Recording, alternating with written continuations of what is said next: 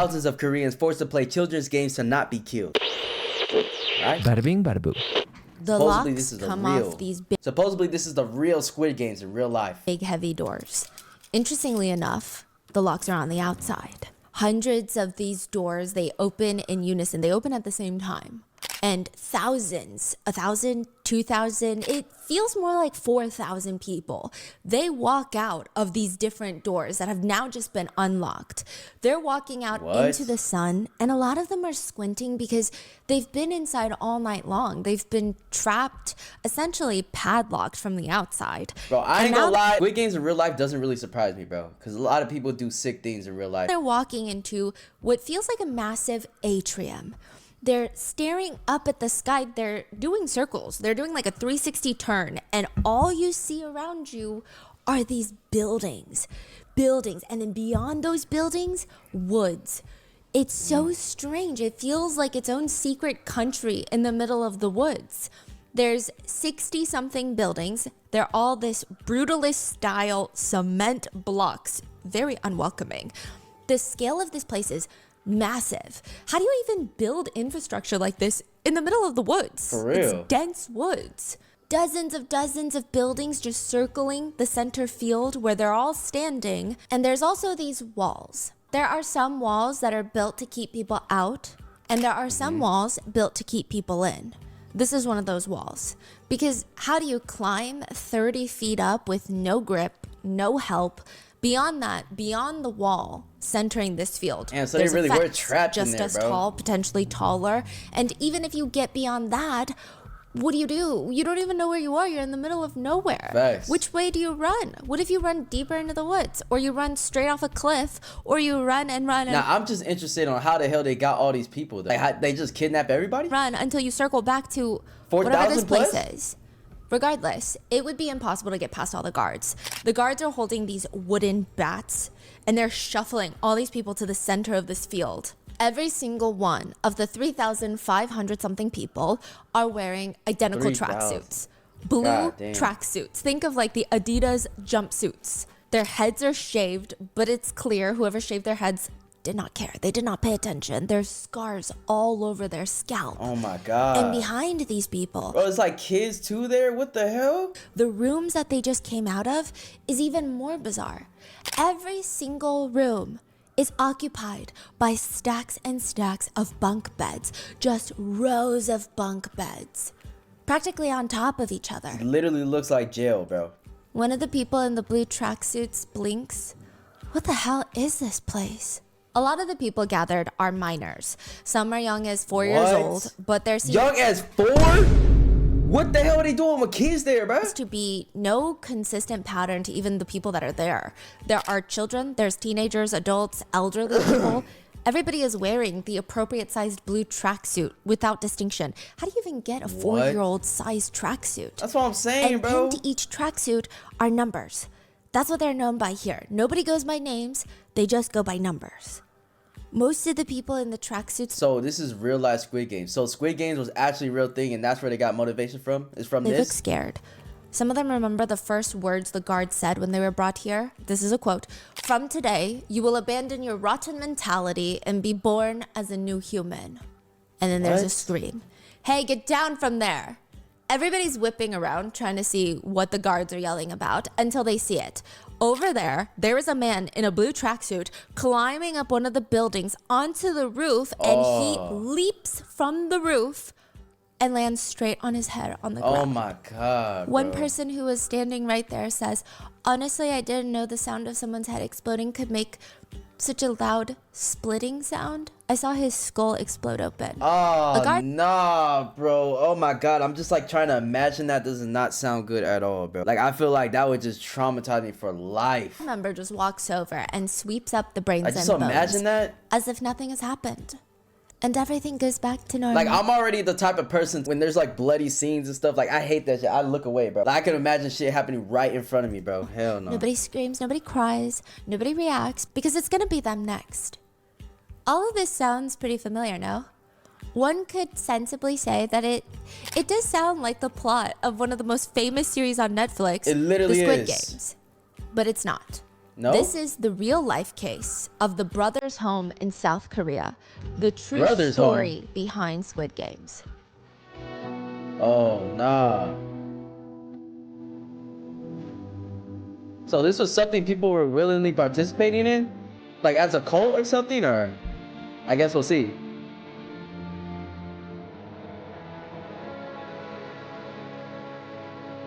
This is our first time watching Rotten Mango too. We would It like already to looks thank cool. today's sponsors who have made it possible for Rotten Mango to directly support a survivor of today's episode. The episode's partnerships have also made it possible to support Rotten Mango's growing team, and we'd also like to thank you guys, our listeners, for your continued support as we work on our mission to be worthy advocates. As always, full show notes are available at rottenmangopodcast.com. With that being said, So this is like a today's podcast. case involves mentions of internment, essay, trafficking, torture, so please take a break if it gets to be too much. It is on the heavier side. But I do think it's important to note, especially with the Olympics coming up in LA in 2028, this is going to be very important. Another thing to note is this is something that happens all over the world, including in America. There have been recent cases, potentially not to this scale, but this is not an episode to point fingers at one country and throw stones from our glass homes. Yeah. Another note, South Korea at the time that this took place was not a democracy. It was run by a dictator, so clearly times have changed, times are different. I mean, I don't know how different considering the recent president was just impeached, but additionally, our amazing... I mean, it's still a mess over there, but she is right about the message of like throw stones at just one country because a lot of things happen in a lot of places, including where we live, man. Korean researchers and translators were actually able to travel out to some of the survivors involved in today's case to conduct in-person interviews. They translated the survivor's book, The Surviving Child, written by Han Jung-san. He's going to be a huge part of the case. We will refer to him as Han moving forward.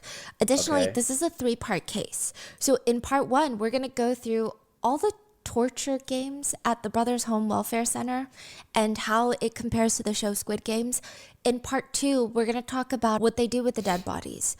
There were hundreds, if not maybe even 1,000. The official number is close to 600 of dead bodies left at the facility. We're going to talk about what happened to those bodies, as well as, this is a huge scale incident, as well as the salt, water, and food torture, as well as what happens to you if you manage to escape from Brothers Home. And in part 3, we go in depth on the wealthy benefactors of these games, if you will. So with that being said, let's get started. Now, Squid Games. I'm just like, my biggest questions is like how they get people to go there. Number 2 is who the hell is funding this and what's behind this. Is one of Netflix's best performing series. I feel like everybody knows this series. It's a South Korean series where a man in a suit approaches people that are drowning in debt and are at the cliff's edge of financial... that's so crazy. How, like, when you watch the show, you really realize how twisted it is, bro. They literally pick on people that they know are in deep shit in life, and they like, will take this risk anyways, bro. And that's so twisted, bro. Ruin. He has a fascinating proposal. So messed up. You play a few games against 400 something other people in the same exact situation as you, and if you win these series of fun little games, you're the last one standing. You walk away with $40 million. And they don't tell them they're gonna get killed. It's a proposal that you really can't pass up. It sounds easy, considering most of the games played are children's games. Bro, they went into this expecting a Mr. Beast video and got their deaths, bro. But it's not made explicitly clear that if you lose your life. And at that point, the contestants have already entered into the game. There's no backing out. The first season focuses on mainly the shocking nature of the games, where everybody gets to know each other, they form bonds, and then they gotta backstab each other, and then they have to watch each other die. But then also at the same time, if you don't die, then I'm gonna die. And it's this very stark reality. And the first season... They focus on the existence of the games and the fact that it's due to VIP clients who want entertainment. These rich people, they don't think reality show games are high stakes enough. So they want to watch people fight to the death. The first season shows Ki-hoon. It's crazy because like I feel like stuff like this will happen in real life. And obviously, you know, as we're going to find out, it did. But even just with this game nature and how like rich people think and stuff, I feel like there's really people be entertained by this in real life, bro. The main character winning the final prize at the end of the season. We'll never know. He survives until the end. He's now $40 million richer, but he's so traumatized. He just wants to know, who the hell did this? Why the hell would they even do something like this? Why does this exist? I don't get it. And I want to put an end to it. The money is not worth the trauma and the anger that he feels. And if it happens, let's say once every year, you're talking about hundreds of people are going to die every single year. Bro. For what? Squid Game Season 2 is more focused on Ki-hoon's revenge. But it really starts with a piece of bread. Episode 1 in Season 2 is even titled Bread and Lottery. Just a spoiler alert, I'm not going to tell you guys who wins or who dies in each games. I don't want to spoil it either, but I will say the ending is very disappointing, and it just left me more confused than anything. It's the main premise of Season 2, but there are going to be mentions of certain descriptions of kind of what happens, but it's not the main plot. So just be warned. The man in the suit, this is the main recruiter for Squid Games. He walks around the park to find people without homes that are sleeping on benches. He leans down smiling at them. He's in like the cleanest suit. Hello. You seem to be struggling. You live a life with no future. I've prepared a small gift for you today. How predatory, a gift. What is a gift? The man in the suit pushes out both of his hands. In his right hand is a piece of bread. It looks good. Food. And then in the left hand, a lottery ticket. The first man smiles. He gets up and he reaches for... No. You can only have one gift. Bread or lottery. You may only choose one. The first man chooses the lottery ticket. The man in the suit even offers him a coin to use to scratch it off to see if you won. He did not win. Oof. Seems like you lost. My coin back, please. The man gives back the coin, and the suit man moves on to do it again to the next person. He's got 2 bags full of bread from the bakery. He does not give anyone who loses the lottery a piece of bread. Did anyone choose bread? That's one messed person. up. Most people chose lottery. And you see most of them even almost hesitating to grab the bread, but ultimately at the end they choose the lottery ticket. Interesting. Yeah. And then once he's through with all of them, he goes to the center of the park, and he still has. I mean, I can get why they go for the lottery ticket, because if you think about it, bro, you're homeless and stuff. Like, your mind is already fucked, your mental. So if you wake up and you see this guy in a nice ass suit or whatever, you probably thinking like this is like a video or something, and they're gonna hand you something automatically. So I get the like psychology behind it. From bags of bread and a much lower stack of lottery tickets, and he throws all the bread onto the ground.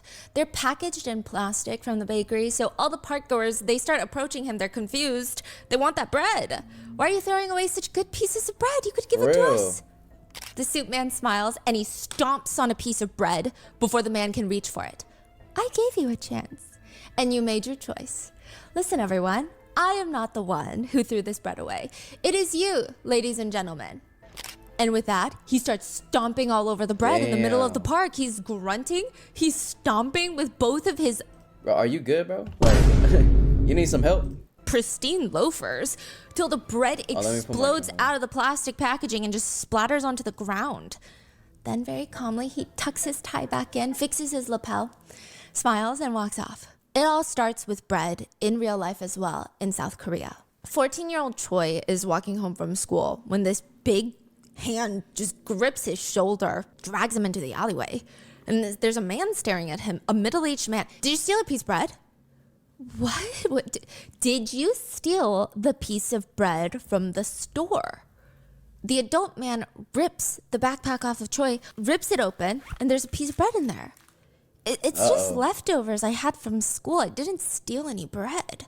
Leftovers from school? Where the hell did you get this piece of bread? Tell me the truth. By the way, this is from Choi's account, first-hand account. Like I said, I had leftovers at school.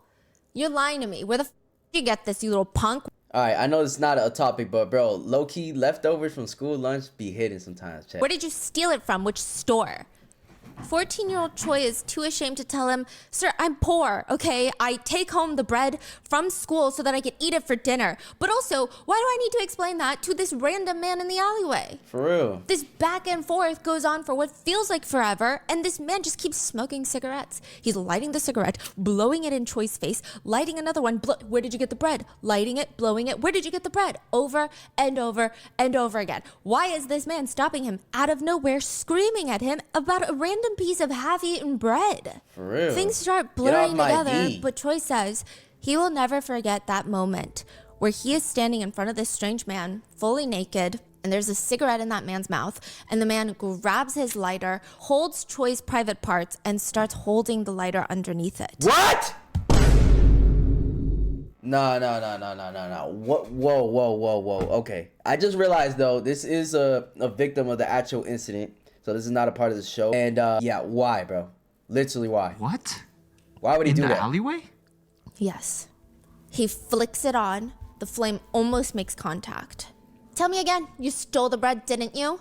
Please just let me go home, please. All for a piece Tell of me bread? the truth then. I just want to go home. I didn't steal anything. Things have been disappearing from the local store. It must be you, right? I saw you coming down the road. You stole it and you ate a piece of it, didn't you? Didn't you? And now the flame is touching him. It's burning him completely on his private parts. If you tell the truth, I will let you go home. It's not the truth, but what else is Choi supposed to do? Okay, fine. I stole it. I stole the bread. From where? The market up ahead. That's what Choi tells him. That's what he says. From the market up ahead. I stole it. Okay, are you happy? You should have just told the truth sooner. I mean, look at you. You got beat up. Bro, you didn't have to burn my balls, though, dude. Like, it's not that serious. Over a piece of bread, my nigga? Up for nothing, didn't you? Stay here and wait a second. Choi is putting on his clothes back when the man walks off to make a call. And within seconds, he comes back, holds Choi down, and in a few minutes, a white van starts speeding down the empty road and screeches to a halt in front of the alleyway. It's one of those refrigerated... So they were just kidnapping people, bro. Trucks that you transport, I would imagine, refrigerated goods. You know, the back is like a windowless compartment. It's kind of reminiscent of like a moving truck. The back door slides open, and the man throws Choi in there and slams it shut. Jesus Christ. It is completely pitch black inside. There's not a single window. There's no light penetrating, nothing. It's even blocked from the driver's side. They can't see anything. He's panicking. He's trying to ask, hello? Is anybody there? Where am I? You can't just do this. Nobody responds. He says he waits until his eyes are adjusted to the dim light, and he's rubbing them.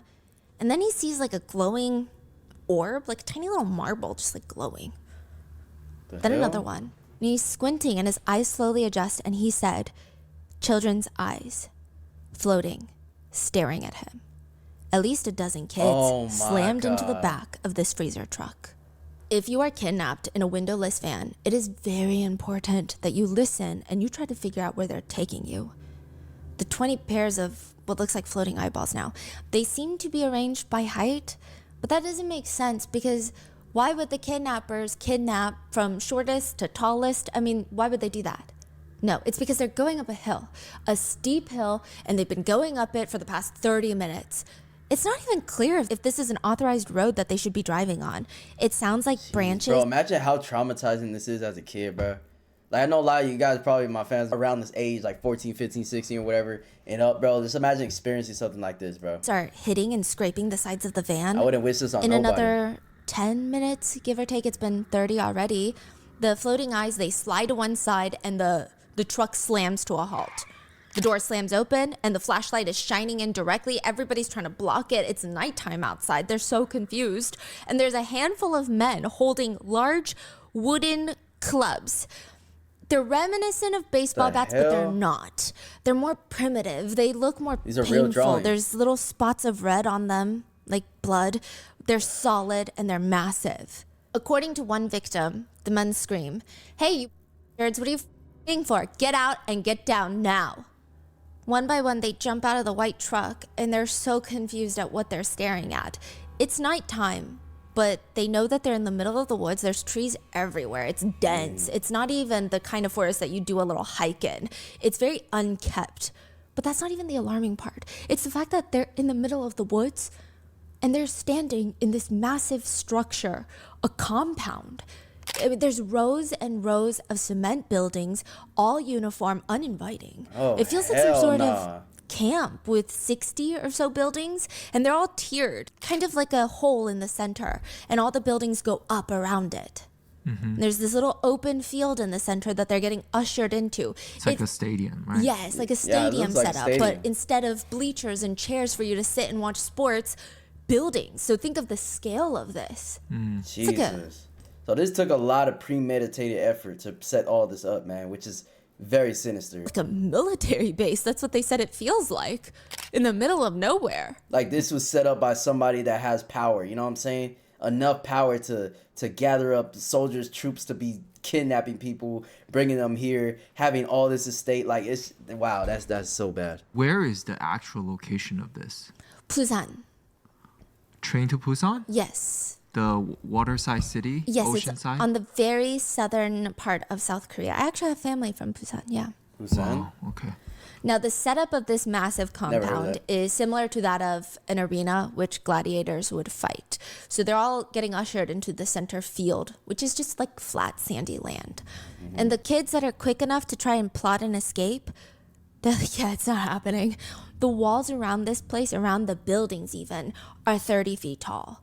There's no grip. There's nothing that you can hold on to climb 30 feet tall walls. Bro, and for them to have a big ass acres of land, they've thought out about people trying to escape, bro. There's no escapes. top of that, there's guards with wooden sticks posted around the perimeter of this place. Wait, so there's like a circle wall on the very outside. So there's a circular flat field, and then Open around field. it are buildings that go up, about 60 different buildings, and they go up and up and up, and then around those buildings are another 30-foot wall. Wow. You're just trapped. It's Wow, really like bro. the opening scene of Squid Games where they open the top and you're just stuck in the hole in the middle of the woods. Yeah.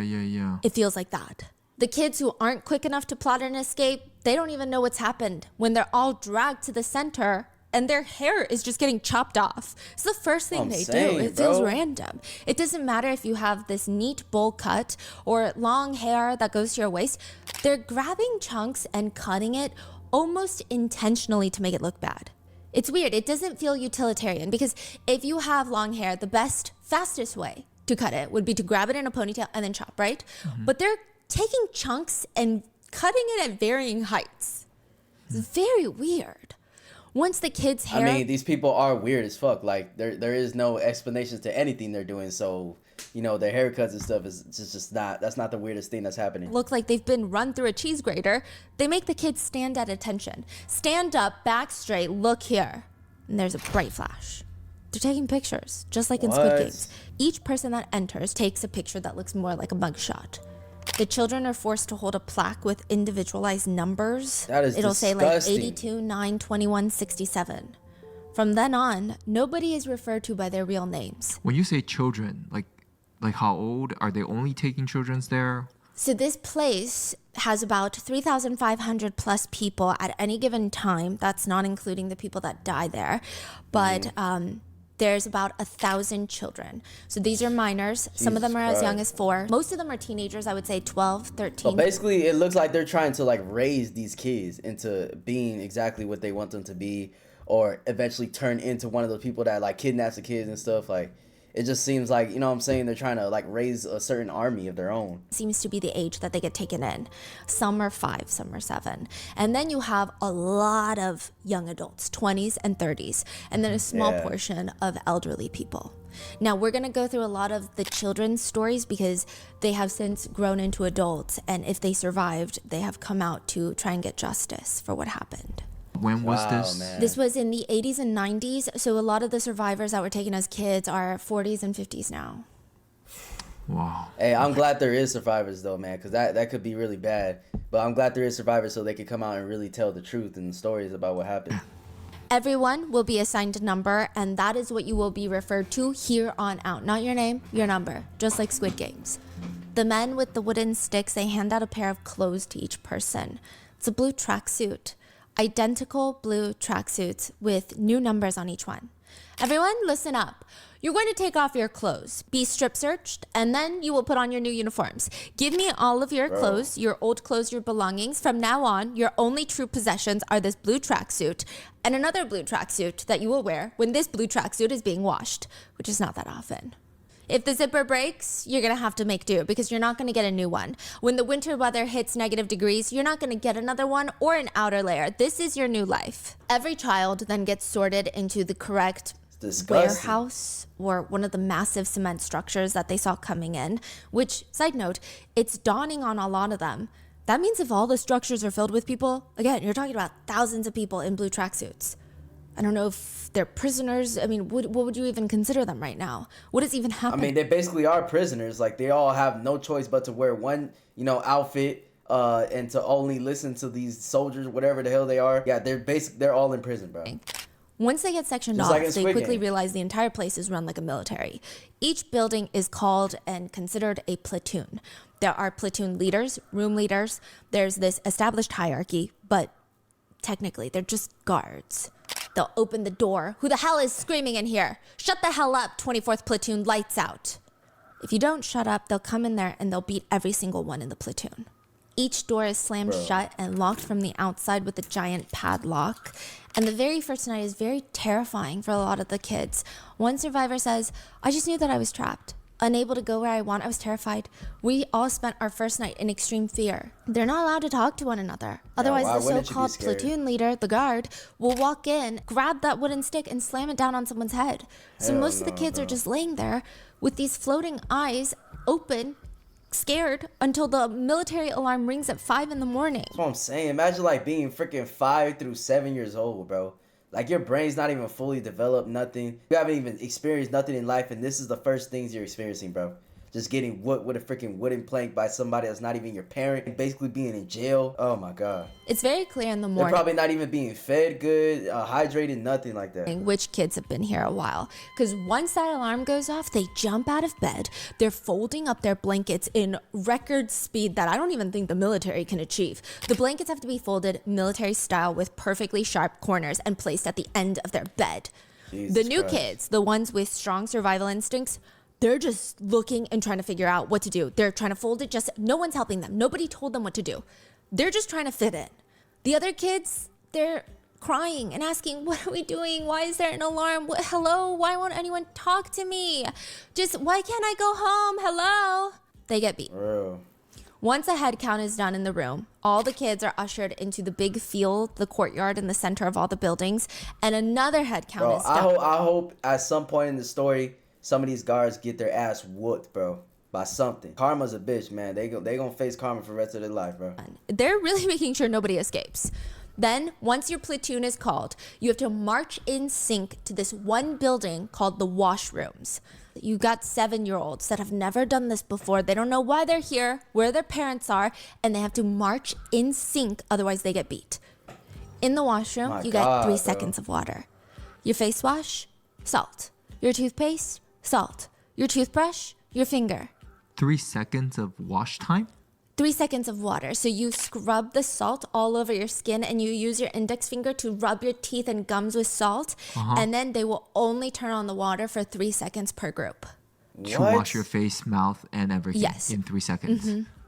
But if one child falls behind, even if they were just brought in last night, they get dragged to the corner of the cold washroom and they're beaten with sticks. And nobody says anything. My God, Nobody tries bro. to stop the guards from beating the new kid because they don't know what's going on. They get beaten until they're in a fetal position on the cold washroom floor begging for mercy. And it's very clear why nobody stops them. Because if you look at anybody in a blue suit, all of them have pestering wounds everywhere. So it's very clear to them, hey, if I try to stop you from getting beat, nothing changes. Yeah, The they're only thing literally that all changes scared. is that instead of you getting beat, we'll both get beat. That's it. That's the way of life in this compound. One survivor says, violence always comes first. Words are unnecessary, even if they say stand up straight. They don't mean stand up straight like a normal citizen. They want military level attention from a 5-year-old. How many of us would know how to do that? If we're even a little bit slow to react, they kick and hit us. Every day, That's the guards crazy. will ask the terrified tracksuit wearers something along the lines of, okay, now do you want to play a game? What? They have games at Brothers Home. They're forced to play? Yes. Squid Games. The premise of the show is everyone in the game will participate in 6 different games over 6 days. Those who win all 6 games will receive a handsome cash prize. Interestingly enough, like I said, all the games are childhood games. They're not particularly the most mentally or physically taxing, at least not on the surface, but sometimes it's luck, like the Targona game, where you have to cut out the figure in the hard candy. Or theoretically, you have some very simple games like red light, green light, where you have to run or walk towards this finish line. I ain't lie, this would probably be the only game I'd be cool on doing, bro. Like, I'll be good on, like, my reaction time is pretty good, but All them other shits, nah. When the doll in front of you is screaming green light, and then it turns around and says red light, and you better stop moving because you will get shot if you're still moving. If you lose your balance, if you trip, if you fall, you're gonna get shot. Or recently in season 2, they had this one game where the contestants get teamed up into groups of 5. They have to run across the Nah, this game is crazy, bro. track and play 5 separate mini games that have to be completed before going on to the next mini game. So it's mini That's game, too you hard. run, mini game, run, and you have to complete this whole track You're within basically playing Mario Party with 4 other people, bro, and you know what I'm saying, your life is in their hands, bro. in 5 minutes. Now, the premise of this, though, the hard part, is that they're all tied together. The 5 people, your Yeah, right that leg is too. going to be tied to your partner's left leg, and your left leg to the other partner's right leg. And if one of you trips, you're all going to trip, and it's all about being physically connected, because if you trip, you lose so much time and you're going to die. The games in the brothers' home are just as intense, and I would say just as high stakes, if not more so than Squid Games. Obviously, if you don't even factor in the fact that Squid Games is fictional. But the guards, they instruct the children and others at the compound, all 3,500 of them, create the Han River Bridge right now. Each 50 people are told to line up side by side, and then they have to turn. So now your face is facing the back of somebody's head, and someone's looking at the back of your head. Then you get down onto a push-up position. And then in unison, each person has to lift their legs and rest them on the shoulders and back of the person behind them. What So the your f- legs are being supported by So you're telling me there's a whole bunch of 5-year-olds trying to do this shit, bro? the persons behind you, and then your hands are on the ground. Yeah. It's maybe 3 people, it's easy. I don't even know if it's easy with 3 people. Maybe 10, it's easy. But it's 50, a human centipede formed by 50 humans all leaning on top of each other. And the bridge has to be held for at least like half an hour, long enough for all the guards to take turns walking across the So so they did this just so they could walk over them? Yeah, all these guards deserve, you know what I'm saying, first class ticket straight to hell, bro. quote-unquote Straight Han to River hell. Bridge. What? Is that something that just the guard made up, or It Has is, to it's be. like a childhood game. That's But bro, you don't do it with 50 people. You do it with a few people. And the stakes of the game are if you fall, you all giggle. But if you fall here, you get beat and sometimes to the point of death. Oh and my this is something God, that bro. created by the guards or by like the higher up for entertainment for the higher ups It seems like the guards. for fun. Yes, for fun. The survivor Han, who authored the book, says, "We had to use all of our strength in our arms and waist to maintain balance so the team leaders, the guards, wouldn't fall. If they fell, everybody goes down. Onto the floor, they're God just damn. laying there, stomped on, beaten with wooden bats. I mean, none of these activities are real games.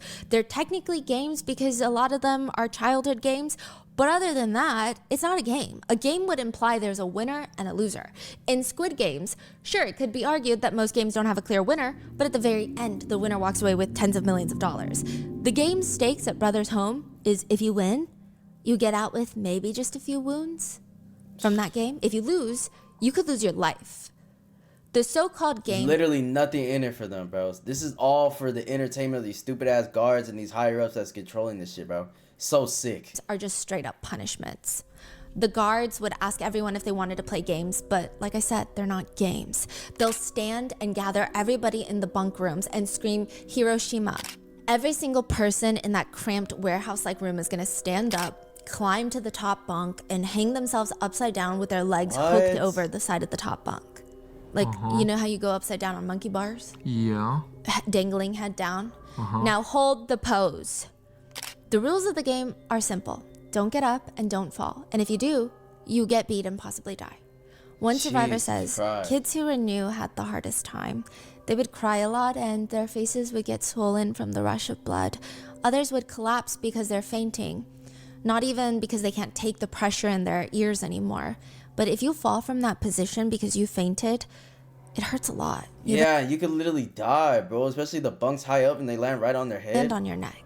Which, side note, a lot of people have become permanently disfigured, permanently disabled, and or just completely paralyzed at the brothers' home. Yeah. The game is That's made no even more surprise. twisted by the fact that when you're upside down, they'll go around randomly hitting people on the stomach with the wooden stick. And it's What? random. It's not even like you fell or you're groaning or anything. It could just be for no reason at all.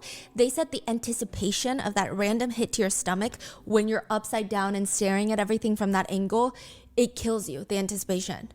They say, quote, "There's no way to express the terror of not knowing where the guards would hit when your vision was pointed downward like a handstand." Fuck. Another sick game is called the kimbap roll. It's a rice roll or blanket rolling, which sounds like it would be the easier of the so-called punishment games, but it's not. Barely anyone walks out without a concussion. Bro, nothing seems easy about this home in general, bro. Like, this just seems like hell. Like, all these kids are just living in hell, bro. That's crazy. The guards will roll the blanket out, slam you down onto it, and start rolling it across the floor. So now you're in this burrito of a blanket. What? If you don't crunch your core immediately and bring your hands to cover your head in time, you've lost the game. Because the second the blanket rolls, they start kicking you, beating you, stomping you. They say they kick you like they're kicking soccer balls at the World Cup, but it's just your head.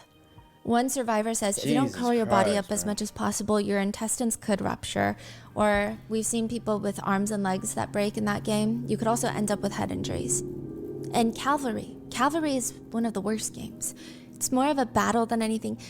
They get two blue tracksuit wearing people, sometimes from the same platoon, same room. They're forced to fist fight each other until one of them is on the brink of death. The game does not My end God. until at least one child has a broken nose, a few broken missing teeth, and or a Yo, concussion. this is so sick, bro. Like, dead ass, bro. All them guards, all these people that are charges, bro, you guys are all going to hell. You're probably already there. It's like a horrific battlefield This for is no reason disgusting. that would even remotely All for entertainment, bro. All for their own entertainment. Like, this makes you feel good about yourself that you making these kids fight to the death and shit. make sense. Other games include taking on stress poses. One is where you start with your feet on the ground. So imagine you're just standing on the ground. Then you bend at the waist and you keep bending and bending until your forehead touches the floor. So you're in this upside down V shape. And the 2 points that are touching the ground are your forehead and your feet. Which doesn't seem that bad, but just like red light, green light, if you move even just a little, if you even shake because you're getting tired, they will step on you. They'll step on your lower back, your butt area, putting pressure onto your skull that's already digging into the my gravel. God. And you're in this position, this stress pose, for an hour. It's not even 5 minutes. They say it's a very unique type of unescapable pain. Another variation What the consists of fuck? being on your knees on the gravel, like you're about to pray, and then lowering your forehead to touch the pebbly, gravelly floor, and your hands are behind your back. If you move, the guards will come and stomp your head down onto the floor. But the hardest stress position, according to multiple survivors, so remember the first one with the upside down V? Mm-hmm. They said when they really want to torture you, you don't put your forehead on the ground, they shove your nose into the ground. It's called the red pepper my powder. God. Because the minute they even press you a little bit, it's just blood everywhere. Yeah, I can't imagine that, bro. Like, just putting that much pressure on your nose, that has And to it hurt. goes into your nose, it goes everywhere. Then there's another one called motor vehicle. And it's just you standing in front of a guard and they say, motor vehicle. And they'll shout, left indicator. Like turn on your left signal. But you don't really do anything because it's not really a game. They just whack your left eye with a wooden bat until it's swollen. Sometimes the What? games are less creative. They'll put wooden sticks, soak them in salt water, and hit the back of people's calves or the soles of their feet. One Why victim- they soak it in salt? So once you hit somebody's skin with a wood stick, you're gonna break the skin open. And this is soaked in Oh salt my water. God. So now it's just gonna be extra painful. Okay. Damn. One survivor says, how does it feel to get hit with it just once? I mean, your knees automatically buckle. After that, it becomes bearable because you lose all feeling, at least in that moment. One survivor says, once one of the guards hit me so hard, he broke my 2 front teeth. And you know what they said? Oh my. 또 난다. 뽑으면 된다. They grabbed a string and pulled out the rest of his remaining teeth one by one. What the? And I guess these were his adult teeth. Yo, this is literally, bro. These guys are literally the devil in real life, bro. He does not have a single tooth to this day. He doesn't have any teeth. Wow. 이빨이 하나도 없어요. Oh my God, it's This actually was all him. part of the games in the compound called Brothers Home. Unlike Squid Games, there's no winning. There's no Nothing. There's no grand cash prize at the end. There's only losing or losing your life. One survivor, Han, basically trapped. again, the one that authored the book that our researchers met up with, he said, there's one particular memory that haunts me. Someone in our group was having an epileptic seizure. The guards thought he was faking it and started beating him with a wooden bat. Oh my God. The boy regained consciousness and grabbed the guard's leg, begging him, please stop, please, I'm sorry, begging for forgiveness. But the guard was upset. He continued beating him and bang, beat his head with the bat. And then one last, quote, he kicked the boy's head like a soccer ball. The boy collapsed, his eyes rolled back into his head. And when they rolled back, they were unfocused and blood started oozing out of his skull. Oh, his body was dragged away and he was never seen again. That's what happens when you lose the game. One survivor says, I saw people being beaten to death. I saw someone frothing at the mouth. The fear that if I make a mistake, I could be beaten to death was intense. It was all consuming. And even if you survive the day, there is no guarantee that you survive the night. One survivor who was taken in when they were 10, by the way, they say, at night, there were a lot of things that were happening that shouldn't have even happened during war times. At night, when we were all sleeping, you could hear screams. Women screaming and being dragged away. Young boys being forcibly ripped from their bunk beds. The guards were essaying them at night. Oh my God. Yeah, I was like waiting for this, bro, because all this shit they're doing, bro, this is like, you already expect them to do some stupid shit like this, bro. One victim states, it was so painful, I had to literally crawl back to my bunk. Another survivor, he was 15 when he was kidnapped. He says, I was subjected to all forms of brutal abuse and was essayed daily. Every night, I was essayed by the guards. This lasted for more than 4 years. That's how I grew up. Fucking sick ass, pussy ass niggas, bro. That's literally the definition of all these guards, all the people that's involved in this shit. I don't even know how I survived.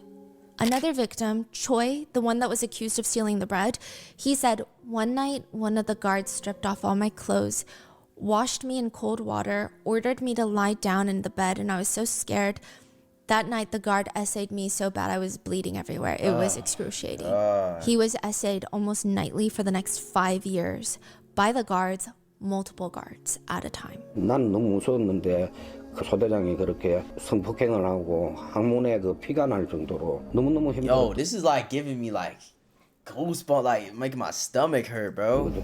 But that wasn't the worst part. He said the worst part was later, a few years in, he was in the cafeteria when he saw his brother. And he says, I saw him and I didn't know what to say. Brother? I just had tears streaming down my face. I could see him struggling to adapt to the brother's home, and it hurt me so much that I could just only watch from afar. Was it younger or That's older? sad. A little bit older, but still a child. The mental and physical damage that was inflicted on me was something I could never imagine.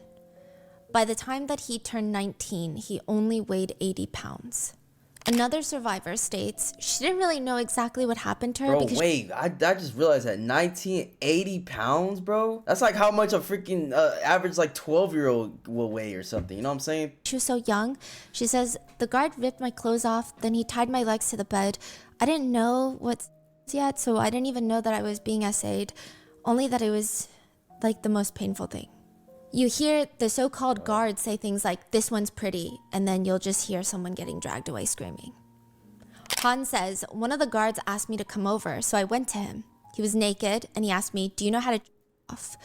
I thought he was naked because it was hot and it was summer and we don't have AC. I didn't understand anything because I was so young. When I hesitated, he angrily cursed at me. Hey, you son of a... I asked you if you know how to off, you son of a... Just a string of curse words. Han screamed, thinking, I mean, if I don't respond or help him cool down, he's gonna beat me. I'm confused. I don't know. I have no clue what this man is saying. He screams, yeah, I do. The guard is just laying on the bed and he orders Han, then do it. Han writes, Yo, this is so disgusting. Like how do you as a grown man just can live with yourself like this, bro?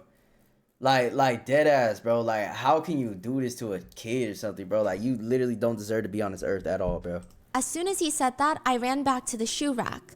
I grabbed the slipper with the guard's name on it and I clapped the slippers together. So the translation, the slang for off, especially in the dialect that Han uses because he's from a smaller town, the self-pleasure slang kind of sounds like the word that he uses for slippers. So he was like trying to cool him off by clapping the slippers together. He was just frantic. He didn't know what to do. Bro. And the guard thinks that Han is mocking him. So he grabs the slippers, starts slapping him across the face repeatedly, then forces him to lay face down, spits on him, and essays him. Han says the guard just kept screaming, "You're trying to mess with me, huh?" And he starts violently beating him while violently essaying him. How old was Han then? Jesus He was Christ. probably 14. Han says the pain was so severe I couldn't even breathe, let alone speak. I could hear what the guard was saying and see how he was hitting me, but I couldn't defend myself at all, and I could barely breathe properly. The whole time it was happening, I only had one thought, that I would kill this somehow, no matter what. I mean, I had no choice though. For real, bro. But to grit my Just see teeth red. and endure this. Sometimes they would commit the essays while other kids are there, just frozen, eyes clenched, because It's like, bro, I feel like people that go to the extreme and do shit like this are people that just actually feel powerless and like they want to feel like some type of empowered. So you have to take advantage of children. You have to be in situations like this where you can take advantage of people, you know what I'm saying? Because you will never try this like in real life, you know what I'm saying, where there's actually repercussions and shit, because you're a pussy ass nigga, bro. Literally every single one of them, you're pussy. they don't want to be next. And in the massive compound, Like, you deserve to get your ass beat. Exactly how you try to beat these kids, you deserve to get your ass beat 10 times worse, bro. have a Eviscerated psych from this ward, earth. which sounds like they care about the people in there enough about their mental health, but not really. I mean, you were taken into the psych ward if you could not be beaten into submission. You would be drugged 24/7 and still beaten and abused in the psych ward. Even in the psych ward, one survivor states she saw the guards every night. They would drag patients away, one patient at a time, but it'd be like 3 guards on one patient. The survivor was 10. She says, if a 10 woman years old, vomits, bro. I just knew that they would take her to the basement. The implication being she's pregnant and they forced a termination. But she didn't realize that when she was 10. God. And she says, now that I think about it, I feel so sorry for those people. If I had known then, I mean, even if I knew, I wouldn't have had the power, but I could have at least tried protecting them, right? Saying not to do that to them. That's what my heart hurts the most now. One survivor says, I was a child with a home and parents and siblings. I just couldn't understand why I was there, why I was trapped in a place like this. Right. Survivor King That's what I'm saying. Most of the kids literally just had a normal ass life before this, just got dragged into this shit, bro. And now their life is a complete hell. was left That's sad. paralyzed from these games and stuck in that mental institution for years. After one particularly brutal beating by a bunch of the guards, he says, they had me tied up and smashed my head onto the concrete. When I woke up, honestly, I was so shocked. My left arm and leg wouldn't move at all. And to this day, they don't. He was labeled as crazy, thrown into the psych ward, where he was forced to take every pill that they wanted to give him. He says, quote, whenever I took those drugs for about 10 hours, I was in a complete daze. If I tried not to take it or try to spit it out, one person would squeeze my nose shut and the other person would pop the pill in my mouth and just pour water down my throat. What the fuck? They were forcing him to take the pills via waterboarding in a way. He says, I ended up becoming a real psychiatric patient. They drove him crazy. He says they treat humans like animals. If you don't listen to the guards, you're beat on the spot. I mean, if there was a hell, this place was it. Brother's home is a place that doesn't even begin to make sense. I mean, even their medical procedures don't make sense. If someone has a cut, an open cut, their solution, because they have a medical wing, a building, you go there and they rub salt on you. A disinfectant, they say. The survivor said the guards would just rub salt all over us, roughly, which made all the wounds so much worse. Oh my One of the God. worst incidents a survivor witnessed was one man, well, other than death, was one man got caught on a wire in the field and his stomach had split open. Oh. His intestines were pooling out. Oh no. Do you know no, what they no, did? no. This is the survivor asking us. Fuck. They brought the salt. They rubbed salt into his open You stomach. rub salt. Oh my God, bro. The place feels like it exists merely to torture thousands of people in tandem, but how and why? I mean, even though everyone is starving, living in the worst conditions, it still costs something to run a place like this. So someone must be funding it or something. For what Hey, reason? that's what I'm Nothing saying. makes sense. What the hell is this place? All the survivors say we felt like animals in the compound. We were not treated like human beings. We could not behave like human beings. We couldn't do anything. Thinking in there is a luxury. Everyone only has one thought. I don't want to get beat. I don't want to die. And then one day a guard walks in. Attention! Look over here. Everyone stands at attention. They're looking. If one of you eats this, there will be no punishment games today. Everyone's squinting. What even is that? And they're looking, and he's Trying to make holding them up eat poison or this something. leathery-looking substance. It looks scary. One survivor says, snakeskin. It was snakeskin. You know, it's interesting because we were so hungry, we would eat centipedes. You know, pine cones and pine needles. Yeah. We would eat those too, but apparently snakeskin was too much for us. So it feels like so many moments, nobody says anything until a little boy steps forward and his voice is so calm. Team leader, if I eat that, will there really be no group game punishments today? The guard nods. And the little boy walks up, grabs the snakeskin, and lets it slide down his throat. And everybody thought, well, that makes sense. If anybody in this platoon was going to do it, it was going to be that kid. That's why his nickname is Cannibal. He didn't earn that nickname for eating the snakeskin. He earned that nickname because when everybody was cleaning the bunk rooms, the warehouses, they have to clean it every day as well. He saw this baby mouse sleeping. The baby mouse was so young, the eyes weren't even open yet. And he immediately just snatched it and gulped it down. Oh my God. He ate the mouse. You can't blame him though, bro. Like I said, they're not feeding him or nothing, bro. So he probably just saw his chance to get some food, man. And everyone stared at him, and he just responded, it's good for the body.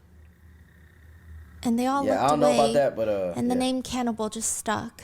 I mean, what can make a little kid so desperate that he would eat a mouse like that? Why don't they just let him go? Why even bring him here in the first place? What is the purpose of any of this? I know. Why are they running this place? Where are they getting these people? In the very first episode of season 1 of Squid Games, the main character, Ki-hoon, is approached by this very clean, sharp-looking man, Suit Man. He just seemingly, at random, approaches Ki-hoon. This is the man who is bread stomping, by the way. They're sitting at the subway station. Hello, sir. Can I have a moment of your time? I don't believe in Jesus, please. That's not it. Today I wanted to offer you a great opportunity. Ki-hoon points a gun at him. The Suit Man, with no fear, puts his hands up. Ki-hoon pulls the trigger. It's a lighter. Listen, dude, I come from a family of Buddhists, so don't piss me off and just please leave me alone. Sir, would you like to play a game with me? What are you, a salesman? Play a game. God, you guys have such unique tactics these days. Oh, like for me, bro, I'm just walking away, bro. I don't talk to strangers like that. That's just... Look, I get it. You're just trying to do your job, Ajashi or whatever, but I just don't have time and sit here and listen to all of this. Suit Man opens up his briefcase to show a blue folded up paper, a red folded up paper, and stacks of cash. Sir, have you played takji before? It's a Korean childhood game where you fold papers, you smack it down on the other party's folded paper on the ground, and you try to flip it. Every time the Suit Man loses, he will give Ki-hoon, the main character, $100. For every time the main character loses, the Suit Man will slap him across the face. At the very end, Ki-hoon, the main character, has traded in his dignity for a few $100s, while the Suit Man seemingly knows everything about Ki-hoon's life. You've been divorced for about 3 years. Your daughter is 10 years old. $110,000 owed to loan sharks. Another $170,000 owed to the bank. Who the hell are you? For real, bro. The Suit Man hands him a business card. Just a phone number on there. Call me. We don't have many slots left. That's how Ki-hoon, the main character, gets into Squid Games. A man approaches him at the subway station. If you're out of toilet paper, the next best option is a wet wipe or a paper towel or maybe a scrap of fabric. Just good old plain water probably works the best. Near the end of alternatives of good for you toilet paper is newspaper. But did you know that if you rub 2 pieces of newspaper, like you're trying to create a fire, force of static, the newspaper gets soft enough to wipe your butt? It is the type of information that you only know from firsthand experience of using newspaper to wipe your bottom, as well as the fact that sometimes the morning headlines will be imprinted onto your butt for the rest of the day. Damn. But back then, in less populated areas of the world and in South Korea, this was what was generally used, newspaper. And 12-year-old Jung, his dad, was a luxury salesman of sorts because he sold toilet paper. And that's not an easy job because everybody's slamming the door in his face. Newspaper just works fine, okay, you little sleaze. Stop trying to sell me your scam. It's not a fun job. Wiping hygiene is not that advanced yet. Everyone feels like he's out to scam them. And the only purpose Jung's dad is doing any of this is because his 12-year-old son, Jung. Everyone in the neighborhood would tell Jung and his dad, one day, your son could be president. He was top of his class. He just had this charisma and humanity about him that all the neighbors said, if you were president, this country would be a way better place. That is until he vanishes. He is one of the serial child disappearances in the city of Busan in South Korea. It seems like every week another child is going missing. Sometimes they're 5 years old, other times they're teenagers, other times they're full-blown adults. People are just disappearing. A few things are certain with each disappearance. The commonalities include a child or person vanishes, typically at a subway station, Busan station most of the time, and 2 men approach them at the subway station, and they're well-dressed. Kids, we need to talk to you about something. Could you come here for a moment? Or sometimes, you poor thing, you look lost, I could help you. Then they vanish. So it's so predatory, like how all this goes down, and it's sick to the stomach. First thing uncovered about the 2 well-dressed people, you know how in Squid Games it's the man wearing the suit that asks if you want to play a game? Mm-hmm. Well, in this case, in the real life version, the 2 men approaching and talking to the kids that vanish are police officers. But why would police officers be kidnapping kids to bring them to a torture facility? Mm-hmm. The bids open every 4 years, technically. Every group sends in their proposal. If you let us be the ones to facilitate the games, we will spend billions of dollars. At least $10 billion. Some of us will even spend like $40 billion. One year, that number was like 45 calculated for inflation. Each group more or less competes to see who will have the honor of overseeing the games. Billions of dollars are spent to see people compete to see who wins, who comes out on top, while everybody else watches. Welcome to the Olympic Games. Which, okay, side note, despite it being a financial hellscape for most host cities, there are still fighting bids to continue hosting. I mean, don't get me wrong, I love watching the Olympic Games. I look forward to the Olympics. I think it is a very clear representation of the physical and mental abilities of far superior human beings, and a constant reminder of how winded I get after coming up 2 flights of stairs. I also really enjoy the fact that it's like the only time Americans come together. But it is almost a migraine and a half to host. The International Olympics Committee. Yeah, I can't imagine like hosting, like imagine being in charge of hosting the Olympics, bro. Because if you think about it, there's people coming from all parts of the world. And then, you know what I'm saying, all the people that are coming to scout and watch and coaches and everything. It's like, damn, bro, like handling all those type of people. Requires a minimum of 400,000 hotel rooms available for visiting spectators. Jeez. And an Olympic village that is able to house 15,000 athletes, referees, and officials. If you don't have external transportation facilities to bus people there, to get them on the train to go there, you got to build those. Let alone, you have to build the actual facilities that the Olympic Games will be hosted in. Yeah. There is the argument that maybe it's because there's hard value. So hard value is direct profits from hosting the game. How much the games itself brings to that city and the tourism associated directly with the games. Mm-hmm. Then there's soft value, or like the trickling effect of global sentiment. Maybe your city was not on the map, but now everybody knows your city's name because you hosted one of the Olympics. That is true, because I feel like a lot of Olympics, like they hosted in certain cities and stuff that you really wouldn't think of on a normal basis. But now since the Olympics was there, it's like a known thing now. You know what I'm saying? If somebody says the name, you're like, oh, that's where the Olympics was. You know what I'm saying? So I get why it's like enticing for cities to want to host it. And now everybody knows that you guys have train stations, so they're gonna go visit you more often.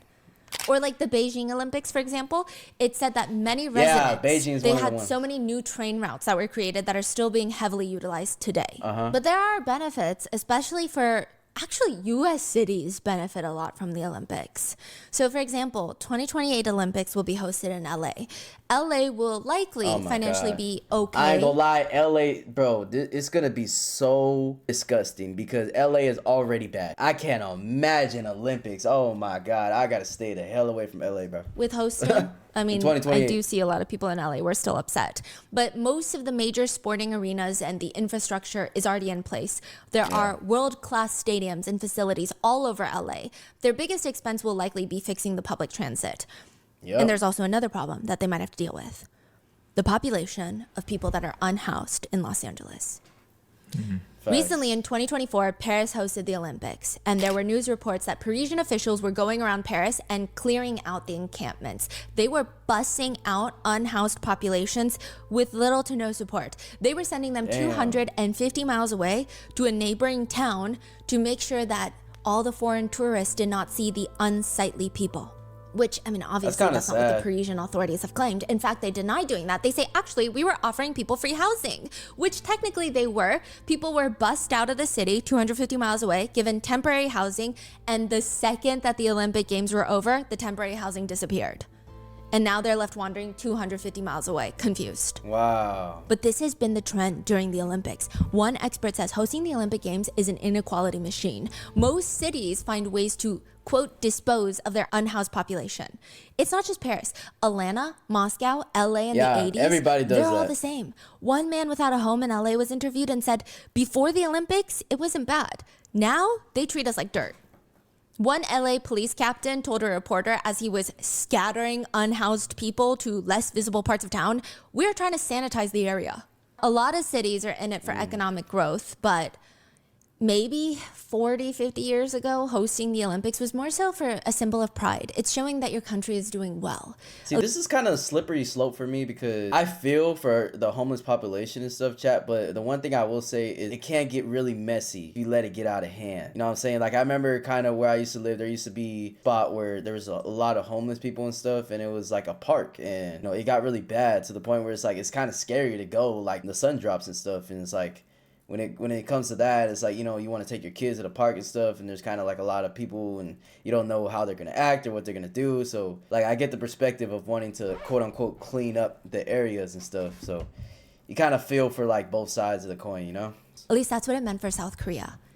1988, the Olympic Games will be hosted in Seoul, South Korea. To show you how big of a deal this is the first time, what? okay, that the Olympics are going to be hosted in South Korea since the country is founded. Foreigners are coming on a mass scale for the first time. It is the perfect opportunity for Korea to show the world what South Korea is.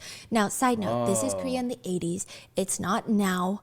You know, back in the 80s, there were no cute aesthetic cafes and color theory appointments. South Korea was scoffed at by most countries. It's like a tiny little plot of land way far out in the east. How could they ever possibly dominate industries like tourism, electronics, music, and slowly even movies and shows? This is before all of that. South Korea needs to make a statement. There's widespread propaganda that they got to put their best foot forward. So one way that describes how important this is, think of it like this. There's two families, sworn enemies. They take a blood oath. They hate each other. It seems like this feud is never going to end. And all they do every day is send each other balloons, and they absolutely, without mercy, will fight each other if they need to. Everyone in the whole area practically knows that these two families hate each other. In the beginning, Family A has a massive chip on their shoulder because Family B has always been richer than them. They just always have more resources.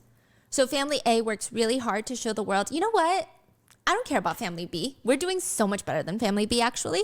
Now we're going to have this once-in-a-lifetime gathering where all of the people are going to come. Some are our friends, some are Family B's friends, some are people that are just watching in between, and we have to show them that we're okay and that we're doing better than Family B. Family A is South Korea and Family B is North Korea. Yeah, I kind of So you're figured that. saying- I was like, what did she talk about, the Family A and Family B? But then, yeah, that clicks. A lot of it is stemmed from, you know, Yes. North and South. Okay. Yeah. Yeah. And they need to have this grand old party, host the Olympics. And I will say the way South Koreans unite during tough times is probably one of the more admirable things I've ever seen. I mean, I don't really see other countries coming together like that during times of grief. Recently with Jeju Airlines crash, but also with the impeachment of the president, the way citizens would order food for protesters. They don't even know. They would make orders at restaurants near protest sites. So they would post it online. You go in and you pick up free food. Wow. And then afterwards, That'd be the citizens, citizens man. that couldn't make it to the protest, they went out to clean up the debris. Because it's a bad look if you protest and you leave trash, then the police might try to make you not protest. So a lot of Koreans really want to make this happen for South Korea. And I will say, this could be a big rumor. But at the time, which this is no longer the case, South Korea is really safe. Well, most parts. South Korea had a big pickpocketing problem back then. Really big. And there's this rumor that all the pickpocketing was organized crime. They're run by gangs. Back then, there was a rumor that all the heads of the gang met up before the Olympics and agreed that they're not going to pickpocket any foreigners. And there was not a pickpocketing problem that Olympics. Yeah, and they better not, bro. it was really decreased that month. But one thing the citizens can't really help with is the environment beautification work. That's what it's called. Anything that doesn't look good for foreign guests, clean it all up, including the people. Clean up the unsightly humans. Just like what LA police captain said, they need to sanitize the streets. So who are these people? The government categorizes them as vagrants. That is an outdated term. It's actually pretty derogatory and might even be considered an official slur in a few years. Yeah, but that sounds bad. I can't not use it in this specific legal setting. Not that this is a legal setting, but when it was used in a legal setting, if I replace the word, it would lose the full meaning. It's not just semantics, okay? So the word and definition for vagrant is, it's how people are being pulled off the streets. So the government wants all quote unquote vagrants off the street. The definition for vagrants is a person without a settled home or regular work who wanders from place to place, typically lives by begging. That's how they get their food and form of payment. Which is already quite problematic to want a chunk of the human population hidden away so that you can host the Olympics. But now the government behind closed doors is asking, well, if we want to get rid of the vagrants and we want to arrest them and take them away, how do we do that? Like, how do you know if someone is a vagrant? I mean, the scale of coordination that would entail, because to be that definition, a few things have to be true. You know, you have to be without a settled home. You have to be wandering from place to place, and you have to live by begging. By definition, they can't just beg in one place. They cannot just not have a home. They have to do all of these things. They have to travel and beg. It's a combination, you know? But the government is like, how are we going to track that? We're just going to follow one person from town to town and then arrest them? That's not effective. Well, let's just change the definition. The new qualifications of vagrant include drinking in public. What if it's an outdoor patio of a restaurant? It's technically public, you know, but you're allowed to drink. What if it's like that? Or sometimes this isn't allowed, but some people will drink in the alleyways with their friends after the convenience store. No, vagrant. Also, if someone makes a scene at a bar, drunk, take them in, vagrant. Matter of fact, anyone who looks they've gone several days without shaving their beard, they look unkept, vagrant. What the heck? Okay, that's too far, bro. Come on. Do you see why? I literally go months without getting a haircut. I look like a hobo all the time, but I don't care. Like, it is what it is. Haircuts are important now? Oh my god, they want to make them look more unkept. Yes. Wow. Oh. The biggest one, sleeping at subway or train stations or on the train, on public transit. Okay, not to get all nitty gritty about things, but what about people who fall asleep while waiting for their train or taking a quick power nap while the train is moving towards their destination, like they're commuting? Yeah, vagrant. Who's making these rules? Bro, imagine just getting kicked out the city or something just because you took a nap on the train, bro. The dictator at the time. In fact, if anyone watches TV at a train station or a bus terminal, count them in as a vagrant. What? What do you mean watching TV? Even for a second? Even if they just glance at the TV? I mean, the train stations themselves put the TV up on the train stations. I don't get it. Vagrant. If they had a home, they would watch TV at home. So if the police are given all these definitions and told to capture all the vagrants, if they went around checking off even just one of these things, make someone a vagrant, glancing at a TV at a train station, I mean, they would have to arrest the whole train station. That's what I'm saying, by the new bro. definitions. Yeah. But then you're going to have a bunch of angry people. You're going to have that husband calling, this person's wife calling, this person's dad calling and screaming at you like, how dare you arrest my loved one for no freaking reason at all? This is not okay. People will come with pitchforks to the police station. So the police will end up taking in 0 people. So the government set up this incentive, a reward system. Each police officer gets points for each person that they bring in as a vagrant. And now there's incentive to bring people in. But again, you can't just round everyone up in the crowd and bring them in because you want bonuses, okay? They need to bring in people that won't cause trouble. They can't accidentally bring in the pastor's wife or the mayor's daughter or the successful businessman's son. They have to bring in people that won't be missed, or even if they are missed, guess what? Their loved ones have no power. What are they going to do? Complain to the police about it? We are the police. So it's just like Squid Games, bro. They're targeting people that they know they can take advantage of, man. Jesus. So these are not disclosed to the public.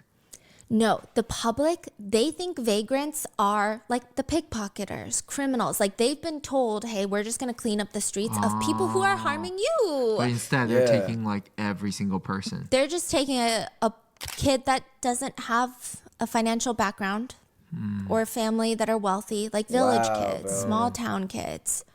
I see. People that don't fit those categories, they think that the government is going to rehabilitate these people and provide help. Wow. So they really try to cover this up as like camp that like kids would go to or like these people go to really get better or something. And little do they know they're getting tortured every single day. Bless the citizens because of ignorance. They think That's it's disgusting. okay. And those people who don't think it's okay, they have no power. And the police are just bringing people in. In Squid Game Season 2, the suit man, the recruiter, says, clearing and incinerating the bodies of countless people like you, Mr. Song, the main character, these things aren't human. They're just trash. They have no purpose in this world. But is it a cycle? Because by treating people as subhuman, putting them in the brother's home in subhuman conditions, how do you expect them to still act human afterwards? And I'm not saying that as my social commentary. Han, the victim who wrote the book, says, I was once a human, but I became an animal in the brother's home. At the brother's home, rather than learning to live like human beings, you learn to cower around powerful people, struggle to even get a little bit of soup, and plot to escape being hit. It's like living in a barbaric era, like animals.